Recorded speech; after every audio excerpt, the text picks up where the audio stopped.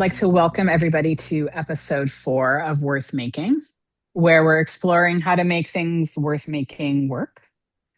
Today we have Kelly Pratt, and we are going to dive in with him shortly. But before we do, we want to take a moment to just gather some lasting reflections on our last episode with Mary Ping. So, Michelle and Allison, what stayed with you from that conversation? I can jump in. I feel like Mary was, again, episode 1. We had Raphael Bemberad, who was brand strategist, pretty much a philosopher of culture, which was so cool. If you haven't watched, go watch. And then having Mary, oh my gosh, like a product guru in the most progressive way, which I am so grateful month after month to be able to meet incredibly talented people who are just killing it at what they're doing. So again, props to Kelly. Um, yeah, the end. Great. Scene. Loved them. I mean, each one of them, we wanted to do this because we're all on a journey. We're all figuring out our own creative path, and all of our guests are too. But we're looking to people that are inspiring us and doing things that we want to hear about and learn from. And the thing that got me with Mary was her sense of play, which is something my musical partner talks a lot about too. But I really got it there, which was the being mindful about it, but the art in it. That I tend to kind of forget about that piece when I'm always like, oh, the commerce, because I've been in so many big commercial brands. That you've got to stay connected to what's really important to you. And I loved how Mary, everything that she builds and creates is so mindful. It Mhm. has something really important behind it. And there's a lot of levels to that. And I think that is something that she's been doing for over 20 years, right? But is really needed now too. And I didn't know about her, and I'm so happy to know about her. So that's what I got. Yeah. Thank Yeah. you. Yeah. Yeah. I was kind of like inspired by and slightly intimidated by the standards that she talked about. How, like, I feel like I came off of that episode and was like, I got to stop compromising so much. Like, Yeah, yes, like, we're just going to keep it going until it's right. You know what I mean? Like, don't totally. let it out if it's not right. I think there's been so much compromise we've all had to make over in recent history. And so to kind of be re-inspired by somebody who's like, well, I don't really compromise. I just like figure it out and we stay until it's done Yeah. it was actually really inspiring. It made me think maybe I can keep my standards higher and like not be so apologetic for that or so like flexible with it. Yeah. Um, and I thought given her extremely high standards, it was really interesting that she also hardly ever says no to like Mm-hmm. projects, right? Which also brings us to a great segue to Kelly. Kelly, when we were speaking with you, this is one of the things you brought up that I think we'll get to in this episode is just like being really open to taking the work when the work comes. So with that, I'll introduce Kelly Pratt, who I'm very, very pleased to have on the show today. Kelly is a prolific musician, director, teacher, composer, and arranger across almost every genre of music and film. He is a devoted family man, which is not easy for a touring musician, and has worked with more amazing musicians than we have time to name, from David Byrne and St. Vincent to Beirut, Father John Misty, Arcade Fire, and LCD Soundsystem, to experimental innovators such as Lonnie Holley and Butch Morris. So, welcome, Kelly. Thanks for having me. You're Excited to be welcome. here. Oh my gosh.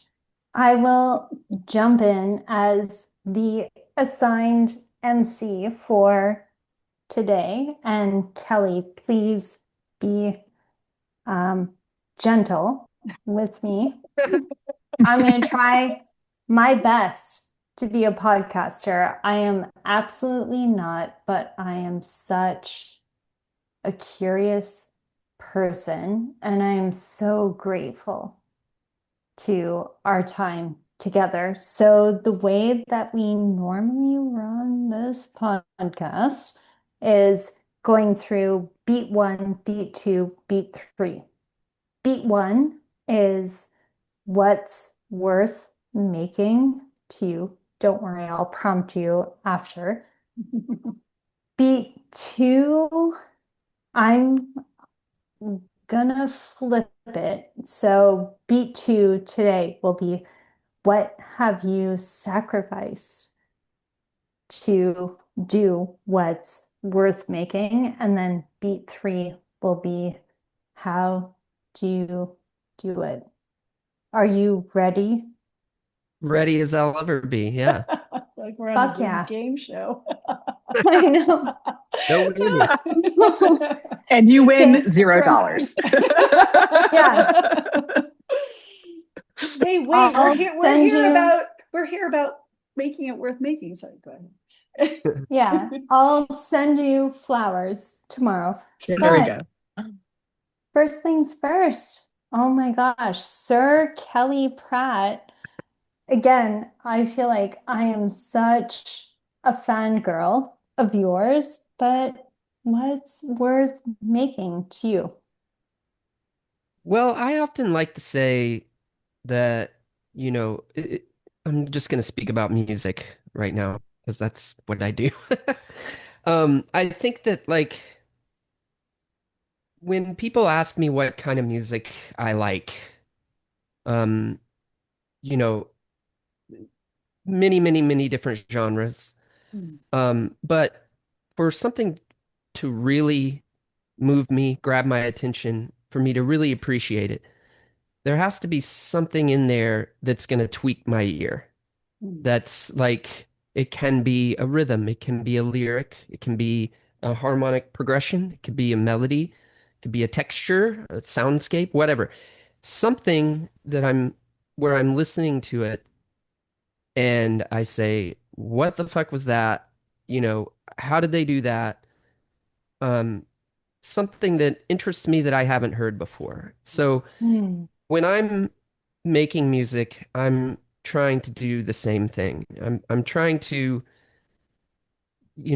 even if it's a children's song, for example. I mean, I haven't really made it much children's music, but even if it's a children's song, put something in there that's going to be unexpected, that's going to be unusual or different. So the short answer to that question is things that are worth making to me are things that have not been heard or experienced before, even if it's just a little tiny thing.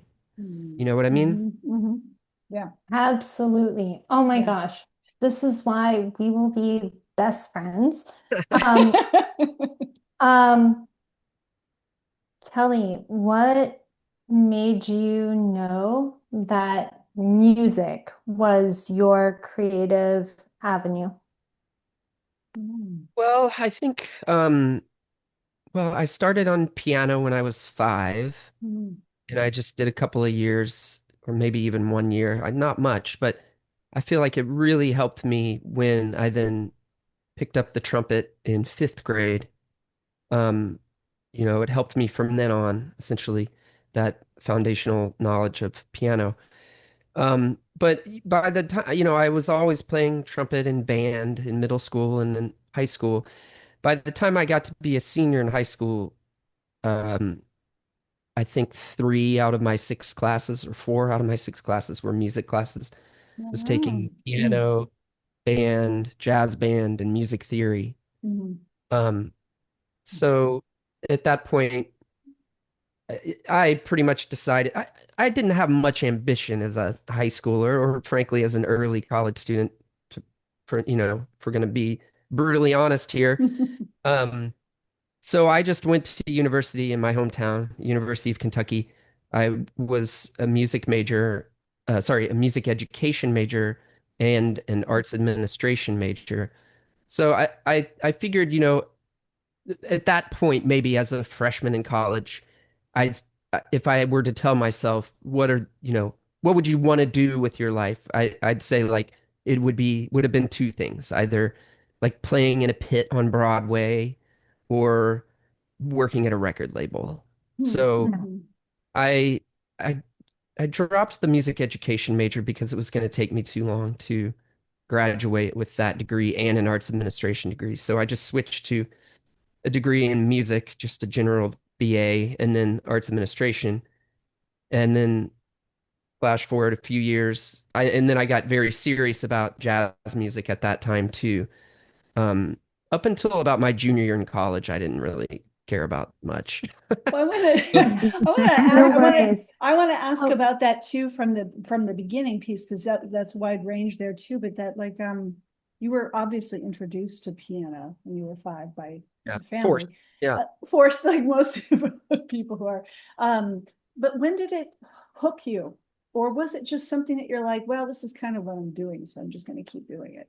I think, it's interesting. That's an interesting question because I feel like you don't just get hooked once. I feel Mm, like if you're going to devote your life to something, you get hooked multiple times, mhm, by multiple things. I think the sort of first hook was in high school. We had a very competitive marching band, and that was like my community. We went to competitions, we won a bunch of them. It was it was very competitive and all consuming essentially during the fall. And so that definitely hooked me. I did it for all 4 years. I was really into it. mm. Um, and then I got to college and it was horrible. Marching band was horrible in college. Uh, Really? I had to do it for my scholarship. Um, in that, at that point, I was kind of the next hook, let's say, happened about sophomore or junior year in college, and that was falling in love with jazz music. And that became even more all-consuming than in ninth grade marching band, Yeah. just because the volume of music is such that you can seek for your entire life and come across things that you never knew existed.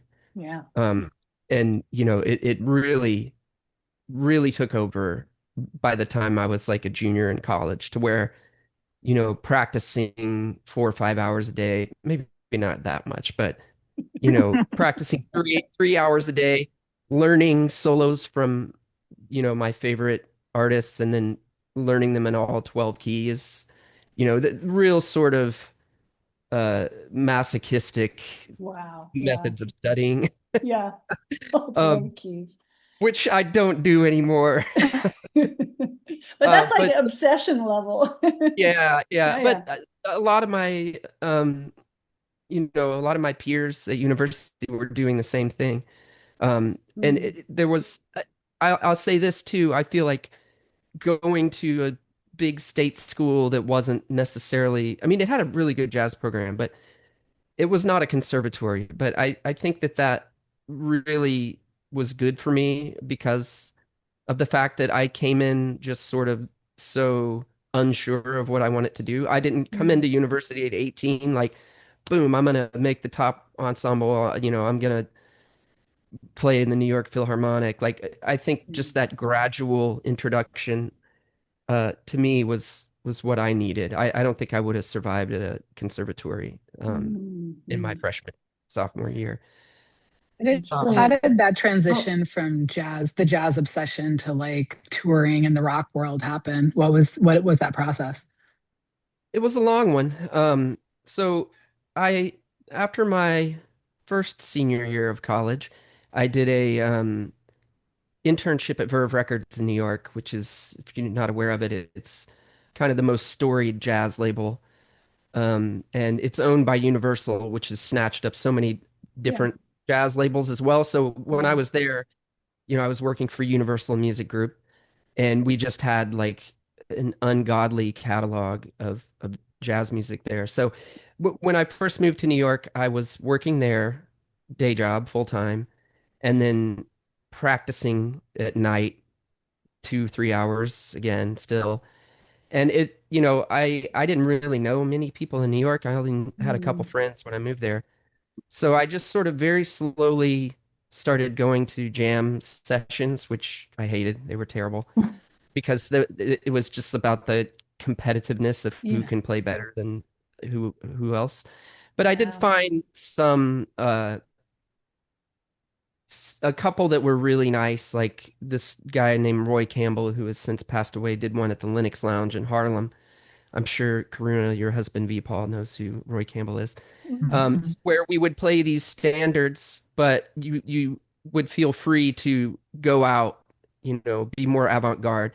And my ear at this point, even late in college, early when I moved to New York, was much more um, attuned to free jazz, free improvisation, experimental music than straight ahead jazz. So over the course of a few years, I sort of got ingrained in that community, the free improvisation community, much more so than the straight ahead jazz world. Mhm. And that's kind of how I got started professionally as a musician in New York.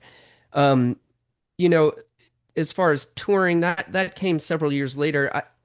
Quite literally, like when I was in New York, doing some of these more experimental gigs, I was literally just like answering Craigslist ads. People looking for a trumpet player because at that time Mhm. I was still only really playing trumpet. Oh, okay. So yeah, that's kind of really how it started was I got in a couple of bands um, on Craigslist, and then a couple of them started to do okay. This one Afrobeat band I was in started to do okay, and then you know New York is very big, but it's also very small. If you're a horn player, you start to meet most of them, at least of your age. There was certainly like the older generation of people who I at that time didn't have any association with, but and then you know one band leads to another band, leads to another band. People recommend you. Mhm. The first there were a couple bands that were doing quite well, but the first big break was Beirut, where I was able to like quit my job, Mhm. really. And that came through, I think friend of mine at the record label that I worked with knew the manager of the band and recommended me. There was not no audition or anything like that. It was I just who just you knew. showed up. It was the very beginnings of the band. He had just moved to New York and was putting a band together, and I just showed up and I still have a vivid memory of writing it down in my little schedule book. Okay, go to this place on Wednesday or whatever, because at that time, this was 2006. By that time, Okay. I was very busy in the studio and with gigs and stuff. Not enough to pay a rent, but pretty much every night of the week, I would have something. Yeah. And then after that, after Beirut, everything from then has just been word of mouth or people looking me up or whatever, because that Yeah. band really took off. Well, I was going I to feel ask you like, too that, oh, like, yeah, go ahead. Oh, I just wanted to say the mention in there. Allison's going to roll that into what you're talking about. What doing pretty well was at that time in New York in a band. So, Allison, if you want to take it. well, I feel like it is the perfect segue into what sacrifices you had to make. But before you tell us that, Kelly, I feel like we've chatted a few times. I know your background. So before telling us what you've sacrificed, and I know you're a shy guy, the same as me. Um, I feel like for the listeners, like you're a fucking rock star. Like you have worked with so many amazing people. So I want to make sure, like, give us the highline of that. and then tell us what you've sacrificed to be able to get to work with Beirut, Coldplay, etc. When you say give you the high line, what do you exactly mean by that? I feel like give us your motherfucking LinkedIn. Like all the big names. Oh, I see. Okay. No, I You want to bring it also forward. Well, okay, so I'll give a quick rundown of that. Um, I can probably do this in a couple minutes. perfect. So I, I joined Beirut. I didn't immediately quit my job at Verve. I had a boss who was the fucking best. Would let me go on tour and work remotely, which at that time was completely unheard of. Yeah. Amazing. So I did a few of the early tours with Beirut while still working the job. And then right around this time at the end of 2006, there was a massive round of layoffs at the label.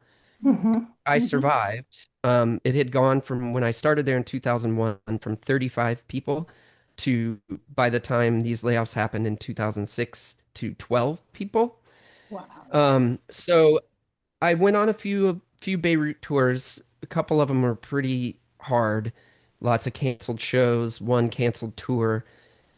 So I end up back in New York after one of these canceled tours at the end of 2006, and I get a call from uh, Richard from Arcade Fire, who I had met a couple of times while on tour with Beirut, and he asked me if I could recommend someone to a horn player to join Arcade Fire, and I was like, well, I'll recommend myself. Like, we just finished this tour that we canceled with Beirut. I've got nothing there.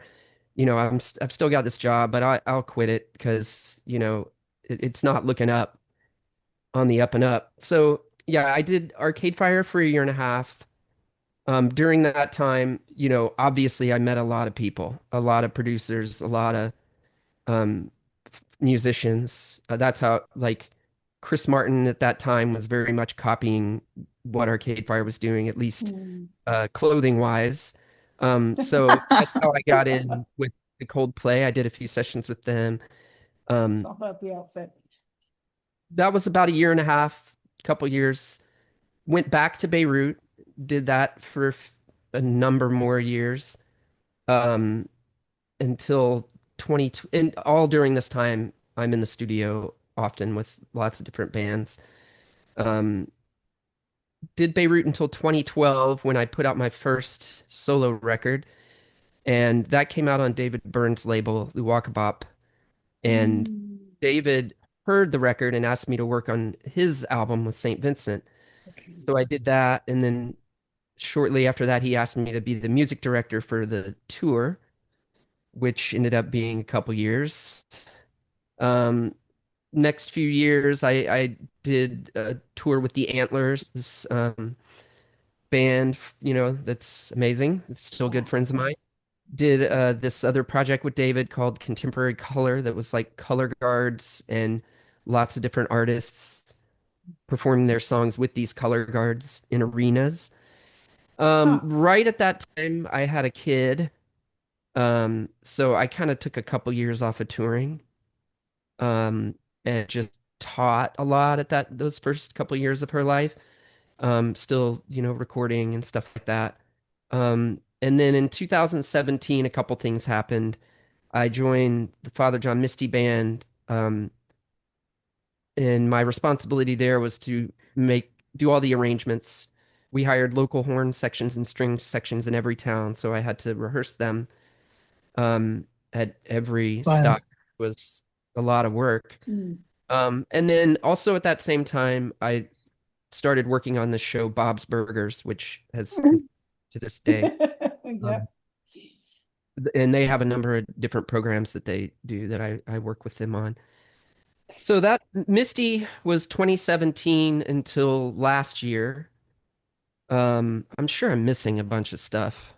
Oh, Well, you definitely are. yeah. I know your entire resume, but again, for this moment to establish cred, you are the shit. You are so amazing. I am so happy to be chatting with you. So I'm so curious to get to the absolutely amazing place that you are right now. What have you sacrificed to get So there?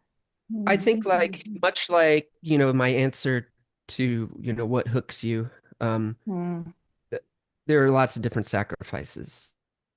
A sacrifice at 47 looks a lot different than a sacrifice at 26. oh, You dude. know what I mean? Same, same, same, So, same. I'd say if we're talking about right now, like I haven't been touring, I didn't tour much last year or this year. So I would say, if I were to go back on the road right now, the biggest sacrifice would, in my mind, clearly be, missing out on family time. Yeah. Um, my kid's 10 years old. She's like kick-ass soccer player, 6 days a week, driving her 45 minutes each way to get, to be on the competitive team. So I think like if we're talking about touring, that's the number one sacrifice. Number two sacrifice that I started feeling a lot at the end of Misty was um, if you're away, like I would always carry a mobile recording rig with me, but it's not great. You're not going to get incredible results as you would at home in the studio. Mhm. So another big sacrifice being on tour is having to say no to work that can't wait until you get home. Right. So, and a lot of the work that I do that I really resonate with, most of it they can wait a few weeks. There's not a super hard deadline. It's probably a little bit on the more experimental side of things, and I can really be home and they can wait for it. But the things that can't wait tend to be the more lucrative things, like maybe it's a commercial, a union commercial or a Bob's Burger thing or whatever. And when you start to have to say no to those things, obviously you're saying no to the immediate money, Right. which if it's a union thing, it pays quite well. But even more than that, especially union work, is the back end that comes with it. So, Mhm. Mhm. am I getting paid? I got paid well to go on tour, but like if if I'm going to miss out on potential income for the rest of my life, to get paid this salary for the next 3 weeks, it's just, it is a big sacrifice. Yeah. I Having said that, feel having said that, I feel like touring is important and a big part of my life as a musician. And I don't think I would ever be in a place where I say I'm not ever going to do that again. How yeah. did, I mean, you had like 12 years of the evolution of all of these different like tendrils of your work between like studio work with other musicians, studio work on your own for media, touring. As this all started to develop, like how did you approach it? Were you like, I'm gonna do everything and just have this as a backup? This is my main thing. Were you just kind of riding the wave and going where the next job was? Or like, Mhm. and did you stop doing that, or do you still feel like that's ultimately how it works? I feel like I've always kind of ridden the wave, just like gone with what's coming. And that can be scary, if things get slow. Yeah, Mhm. I've very rarely said no to things.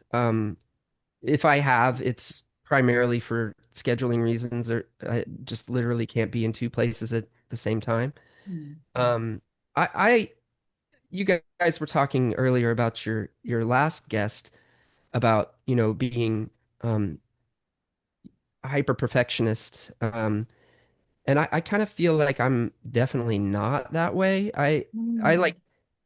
I like to say yes to things that people will never hear just so I can throw something at the wall and see what sticks. Like Hmm. I I I I quite enjoy imperfection in the work that I do, slight intonation problems. Yeah.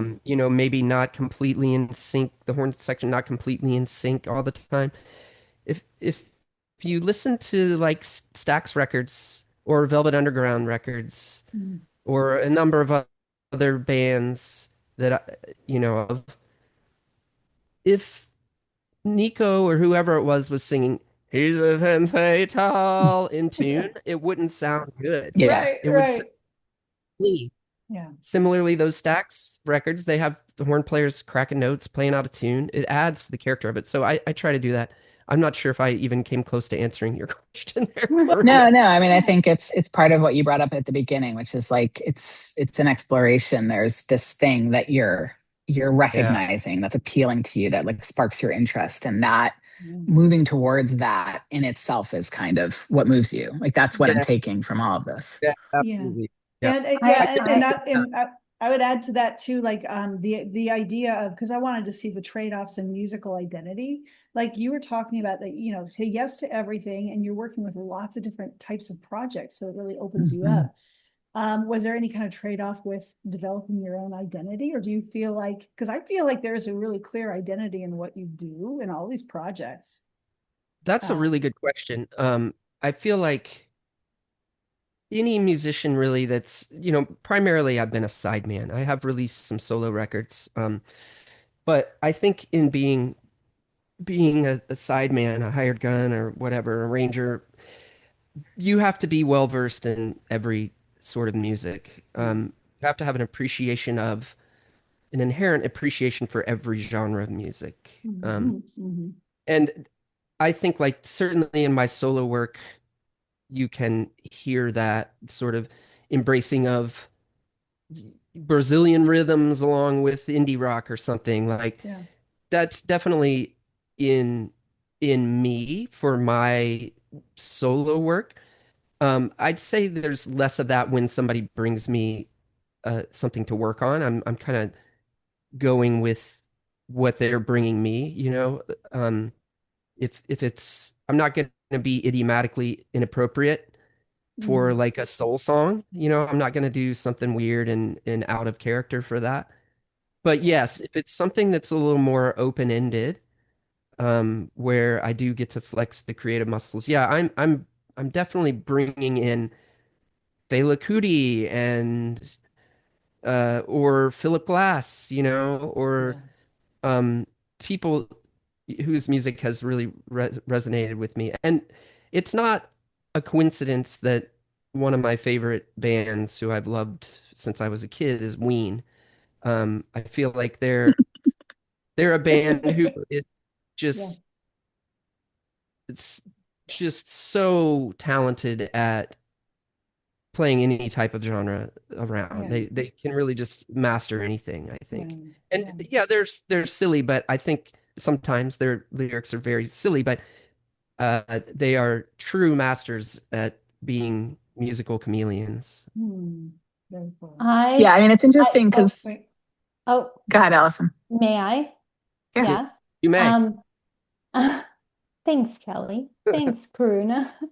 Um, I feel such a parallel on a career path in creativity where I can only speak for myself, but the first several years were guarded spaces where I could be wildly creative and then transitioned into a space where I needed to take care of creative. Does Mm. that resonate with you? Yeah, Like, yeah. like Mm. I want to hear about the first 5 years after you graduated and jumped into the industry. Yeah, I think that's an interesting thing to think about. Um, because yeah, I don't know if this is what you're talking about, but certainly after I graduated college and was working at the record label, there's no expectation that any sort of creative work I'm doing is going to lead to anything, not even, $50 at Same, the end of the night. Same. same, Yeah. Yeah. same, Yeah. same, same, same, same. And I mean, I'm not even talking about a career. I'm talking about can I can I get free PBRs at this gig? Right. Right. I Right. I Right. Hmm. I wouldn't necessarily say that like I was taking it less seriously, but definitely like I was trying to do things where I was playing new types of music. Like Same. Yep. Afrobeat. I did a lot of like cabaret gigs, which were incredibly fun back in the early 2000s in New York. I mean, that's a whole scene that like people live their entire lives in Yeah. musically. Yeah. So Absolutely. and that was a space definitely where you could sort of let loose and have fun and get a little crazy. It was encouraged. And still, yeah, all during this time too was the free improvisation, free jazz, where if you're not trying to, it's funny, I was talking about this last night because I played a gig with these guys last night, and we were talking about free improvisation, free jazz. It's known as a lot of different things, but Hmm. back in those days in New York, uh, the ethos was very much like try and avoid any sort of repetition, any sort of tonal center, any sort of rhythmic Hmm. repeated pattern or anything. It had to be just completely free all the time. And to me, like that's not free, that's making rules. Like Yeah. Mhm. so what I was more interested in was music that was improvised, but if you end up in a tonal center, if you end up with an ostinato pattern, if you end up with a in time or something, go with it and let it roll.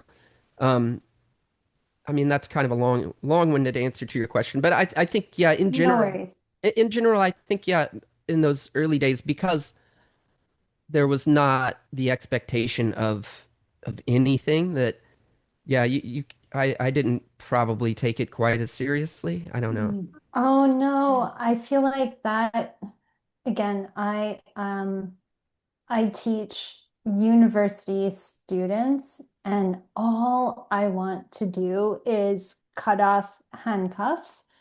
And I think back early in my career when I didn't know what the fuck I was doing and had the space to go play. And I Mm, feel like you probably had that too.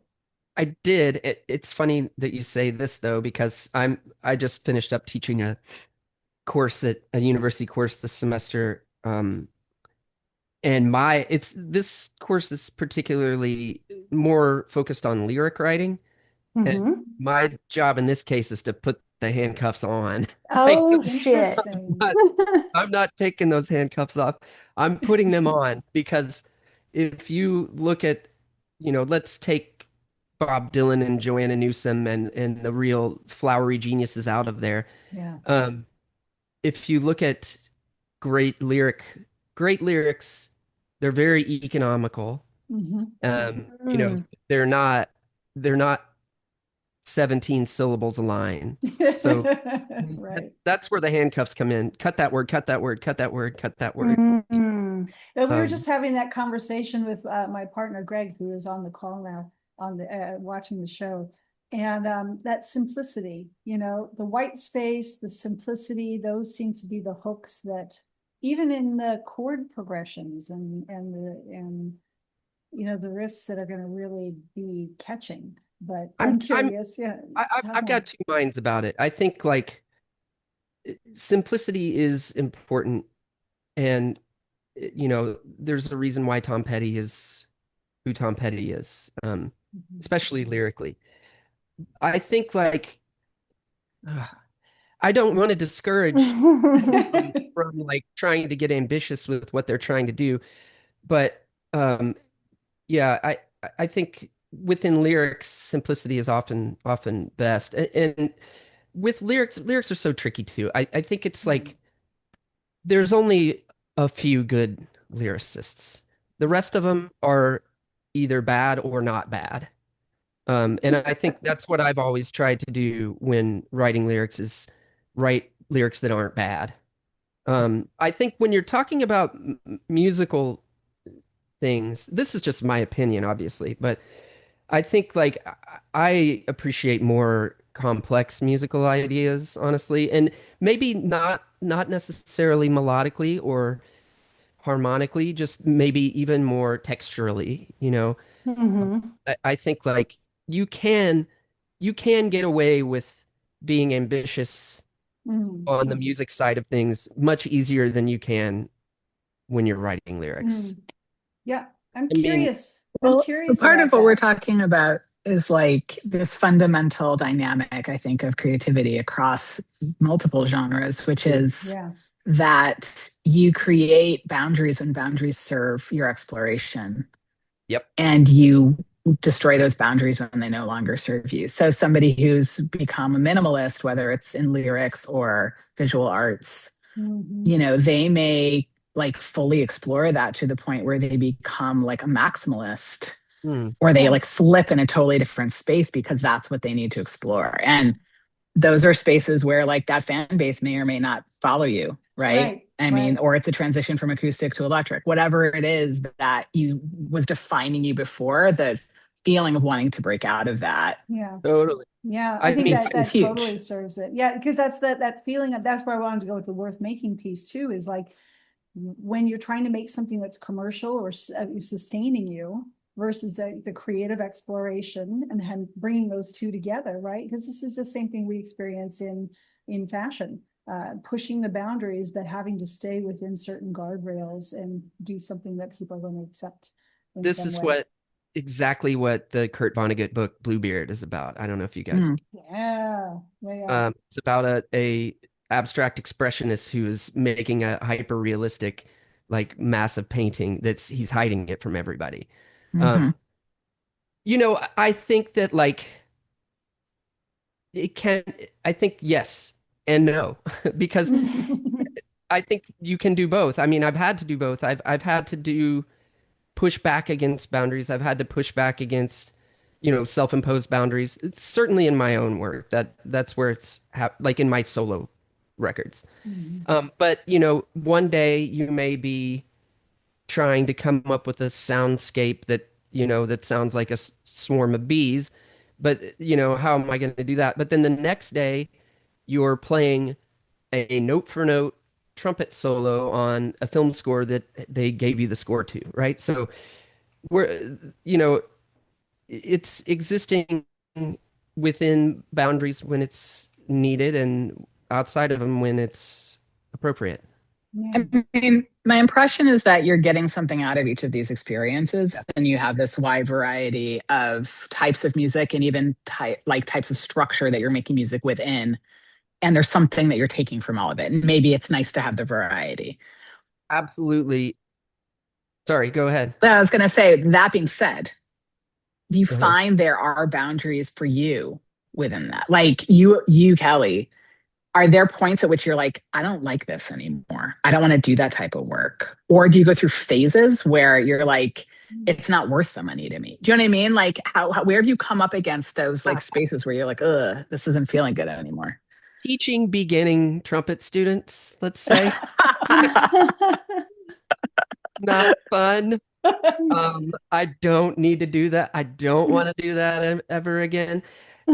It's like it can be rewarding, but it's like, oh shit, really this thing again? Like, Oh, yeah, yeah.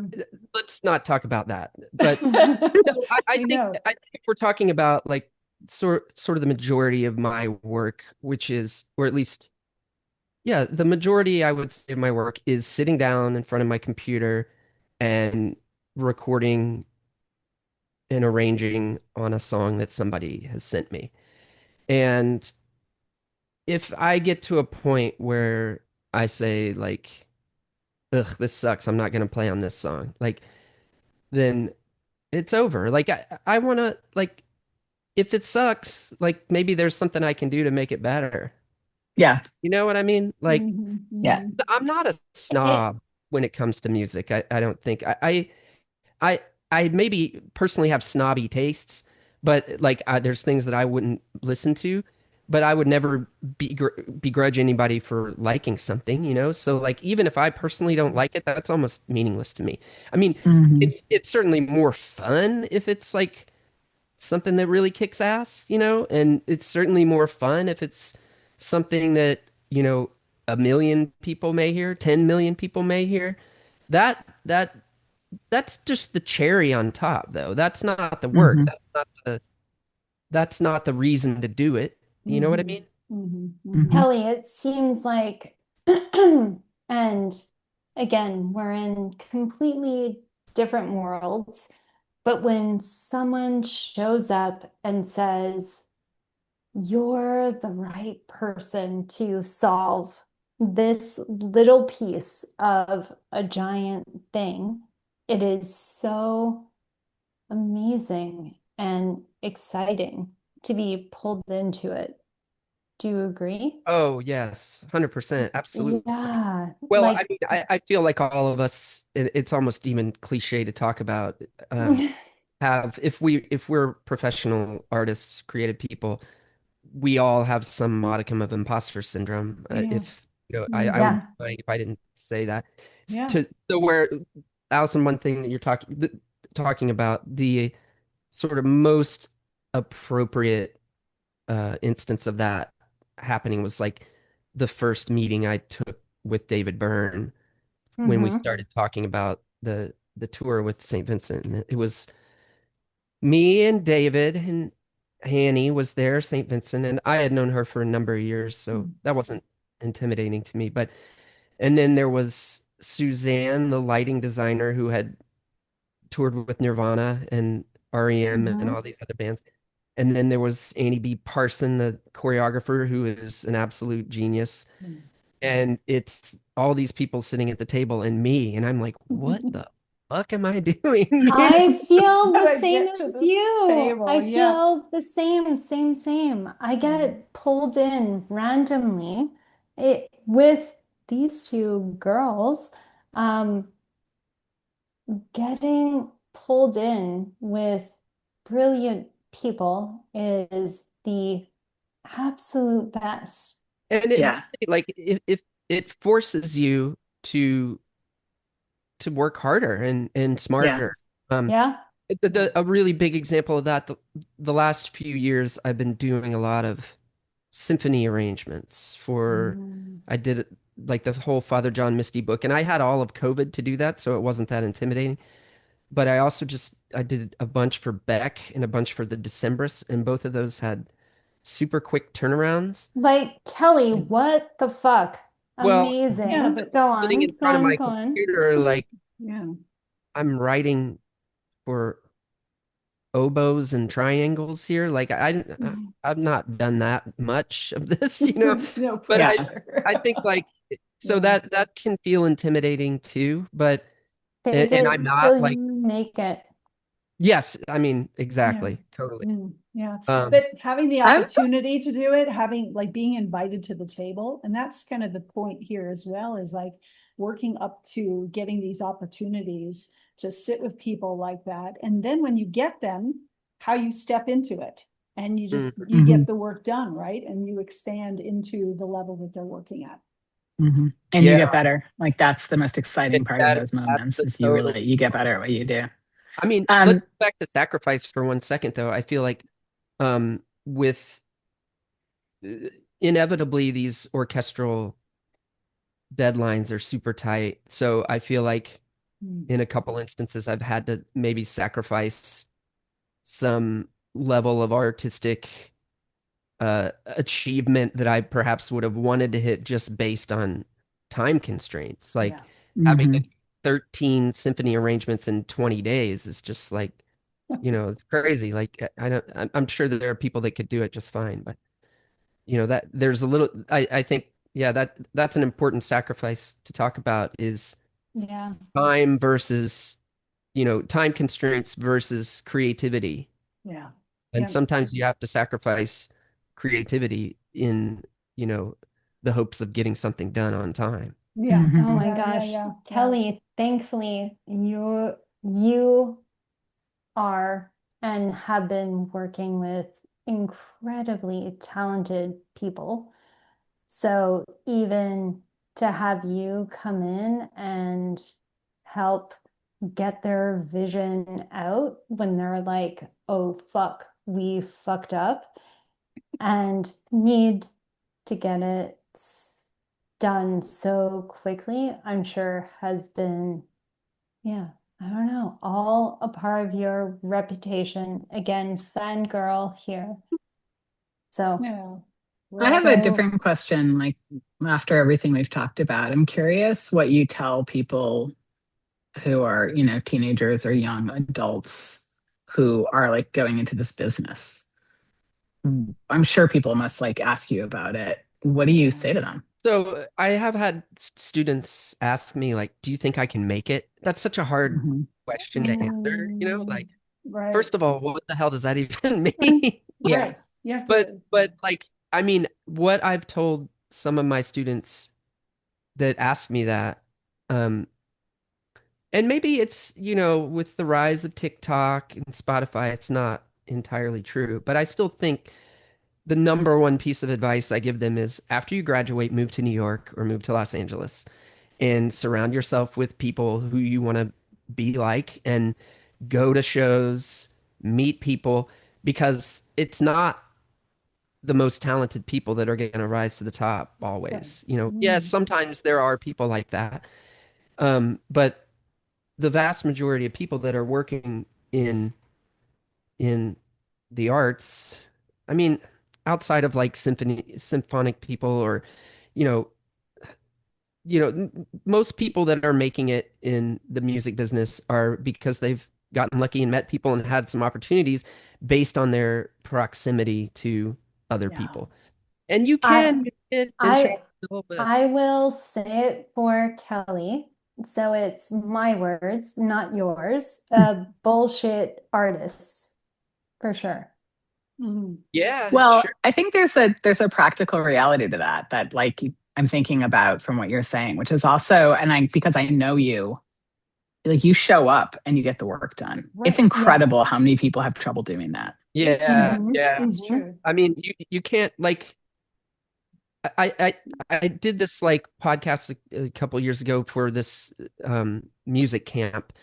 And, I the two things I told them, like the two most important things you can do, or three, let's say three, just be prepared, be reasonably proficient at your craft and confident in what you're doing. But more important than that is yes, show up, be on time, have all your shit together. And more important than that is just don't be an asshole because like Yeah. Yeah. if you're an asshole, then nobody's gonna call you again. Right. Yeah. Like the hmm same thing for me was like in design was I got the opportunities I did when I jumped in because I worked with the head of design at my company and I just was always there and I was helpful and I asked what anybody wanted and needed. And I just was kind of there. It was being like, I think the proximity piece is a big one because people, Yeah. they want to like who they're working with, right? And you hire who you like to work with, as long as they're good. But yeah, it really is. And I think like for me, like just being in New York at that time, like so many opportunities that were presented to me that obviously would not have been there if I lived in Chapel Hill at that time, or Portland, or Mhm, Mhm. mhm. Lexington, Kentucky. You know what I mean? Like you can be, and again, this is becoming less and less so. When I first started out, you couldn't really do remote recording and play on people's records from home. That it was Right. all done in the studio. Yeah, Now yeah. that's not the case, but it's also like if you are living in Chapel Hill, like you're only going to meet a limited amount of people. If you move to New York, you have an unlimited amount of people to meet. Mhm, Or you move to mhm. LA, there's an unlimited amount of people for you to associate with and create a community with. You Um, mentioned that when we talked before too about the community piece of how when we were in Portland and now in Chapel Hill, about having to find that community and the yeah. challenges of that. Will you kind So of talk to that? it's you know before I was talking about a young person, 21, Yeah. 22, whatever, straight out of college. For me, it's not a sacrifice to live here in Chapel Hill. Nor was it in Portland. And for me, moving around a lot, I mentioned this, before, moving around a lot has been helpful to me actually, because I still retain the community that I had in Portland. I still retain to some extent the community I had in New York. And here there's a lot of people of my age that are in the indie rock community. There's a lot of bands here, like Sylvan Esso and Iron and Wine, and a lot of great producers. So there is a community here, and it didn't take as long to meet the people here as it did when I moved to New York, certainly, or when I moved to Portland. Just because I'm older, I know more people who know the people that live here. You know what I mean? Yeah.